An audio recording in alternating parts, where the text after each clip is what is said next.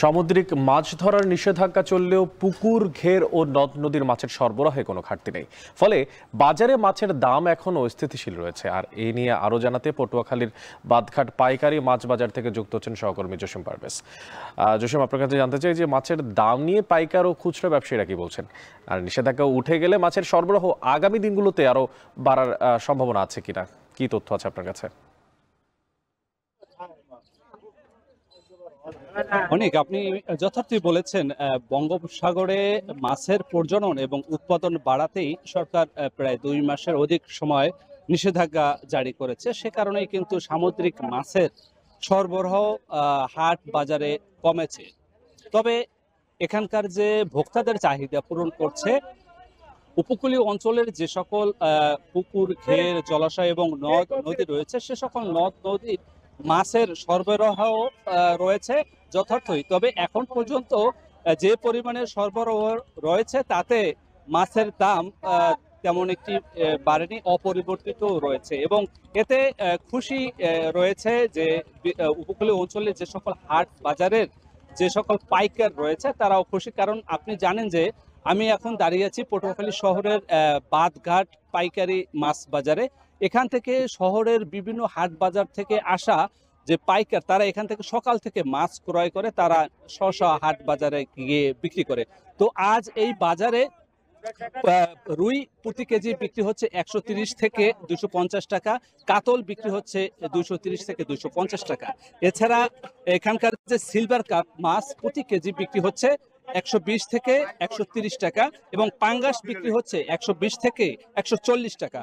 Tilapia বিক্রি হচ্ছে 130 থেকে 140 টাকা এবং চিংড়ি বিক্রি হচ্ছে 580 থেকে 600 টাকা এবং গলদা চিংড়ি বিক্রি হচ্ছে, গলদা এবং অন্যান্য যে বড় প্রজাতির যে চিংড়ি রয়েছে সেগুলো বিক্রি হচ্ছে 800 টাকা প্রতি কেজি। তো এখানকার পাইকার এবং ক্রেতারা বলছেন যে মাছের সরবরাহ যথার্থ রয়েছে, তবে আর কিছুদিন পরে মাছের সরবরাহ কমলে মাছের দামটা আরো বাড়তে পারে বলে এমন সংকট কথা জানিয়েছে।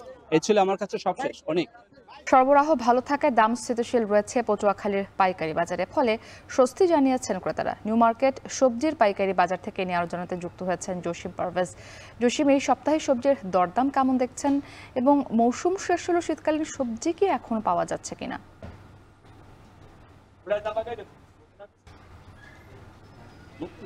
শীতকালীন সবজি কিছুটা পাওয়া যাচ্ছে, তবে গ্রীষ্মকালীন সবজিরও সরবরাহ রয়েছে।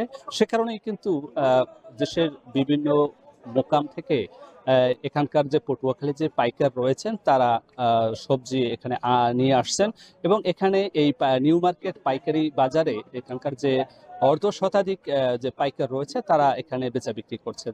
তো এতে সরবরাহ ভালো থাকায় সবজি পাইকার এবং এখানকার যে অন্যান্য খুচরা বিক্রেতা তাদের মাঝে একটা স্বস্তি দেখা দিয়েছে। এর ফলে খুচরা পর্যায়ে যে ভোক্তা রয়েছে তাদের মাঝেও একটু স্বস্তি রয়েছে, কেননা কয়েক প্রজাতির যে সবজির দাম অনেকটাই কমেছে। তো আজকে আমি এই নিউ মার্কেট পাইকারি সবজি বাজারে খোঁজ নিয়ে জেনেছি যে এখানে আজ 1 কেজি শসা বিক্রি হচ্ছে 25 টাকা, যা পটল বিক্রি হচ্ছে 45 থেকে 50 টাকা, বেগুন বিক্রি হচ্ছে 50 টাকা। এখানে 10 টাকা কমেছে। গতকালও 60 টাকা কেজি বিক্রি হয়েছিল, আজ 50 টাকা প্রতি কেজি বিক্রি হচ্ছে। এছাড়া করলা বিক্রি হচ্ছে 50 টাকা কেজি এবং রেখা তরকারি বিক্রি হচ্ছে 45 টাকা কেজি এবং মিষ্টি কুমড়া বিক্রি হচ্ছে 15 টাকা কেজি এবং গাজর বিক্রি হচ্ছে 20 থেকে 25 টাকা কেজি। এছাড়া টমেটো বিক্রি হচ্ছে 15 থেকে 20 টাকা এবং কাঁচামরিচ, অতি নিত্য প্রয়োজনীয় যে কাঁচামরিচ, সে কাঁচামরিচ প্রতি কেজি বিক্রি হচ্ছে মাত্র 20 থেকে 40 টাকা।